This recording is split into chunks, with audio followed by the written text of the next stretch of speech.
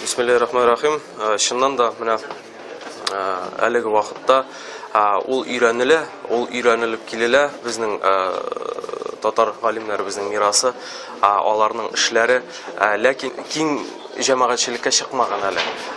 Шуның өчен дә безнең менә мәсәлән мәдрәсәләребездә дә ул өйрәнелә, ләкин андый киң рәвештә түгел. Шуның өчен менә шушындый фәнни, гамәли конференциялар уздыру, именно шәкертләр арасында уздыру, ул чыннан да әлеге вакытта бик актуаль.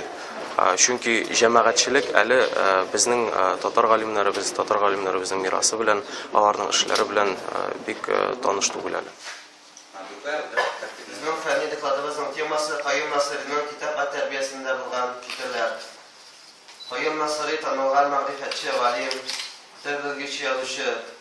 Ул 40-тан артык әсәр язып калдырган. Шунысын әйтергә кирәк, Каюм Насыйри күп кенә мөселман халыкларының әсәрләрен татар теленә тәрҗемә итеп, мәдәниятебезне якынайтуга өлеш кертте һәм дә халкыбызның иҗатын, башка мөселман халыкларның иҗатын бер дәрәҗәдә күрсәтергә тырышты. Каюм Насыйри милли педагогиябызны үстерүгә өлеш кертте һәм дә тәрбиядә дини, милли гореф-гадәтләрне саклап, педагогиябызның үсешенә төрле нигез салып калдырды. Каюм Насыйриның бу әсәрендәге булган үгет-насихатлар бу өлкәдә дә бик мөһим һәм актуаль. Чөнки заман үзгәрсә дә, әхлакый кыйммәтләр үзгәрми. Без аларны белергә һәм дә күңелебезгә сеңдерергә тиешбез. Мәрҗани, Курсави, Мусабегиев исемнәрен хәзер ишетмәгән кеше юктыр, ләкин алардан тыш та әле безнең кайтарылмаган мирасыбыз шактый зур. Әлбәттә, галимнәребез эшли, тарихчыларыбыз, текстологлар эшләрен алып баралар, ләкин дини мираска килсәк, ул бик үзенчәлекле.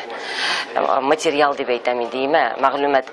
Аның белән эшләр өчен әзерлек кирәк, дини белемдә кирәк, тел үзләштерүдә кирәк. Монда әле гарәп теле белү генә түгел, иске татар телен, төрки татар теле дип без аны, фарсы телен, төрек телен дә белү кирәк. Чөнки ул бик үзенчәлекле телдә язылган һәм аның эчтәлеген дә белер өчен дини тәгълиматны эчтән белеп өйрәнергә кирәк. Андый белгечләр бүгенге көндә әлбәттә җитми. Һәм инде шуңа күрә менә бу Россия Ислам университетында һәм башка дини уку йортларына өметебез бик зур. Анда укыган шәкертләрдән нәнәк шул интеллектуаль потенциал калкып чыгар дип ышанасы килә.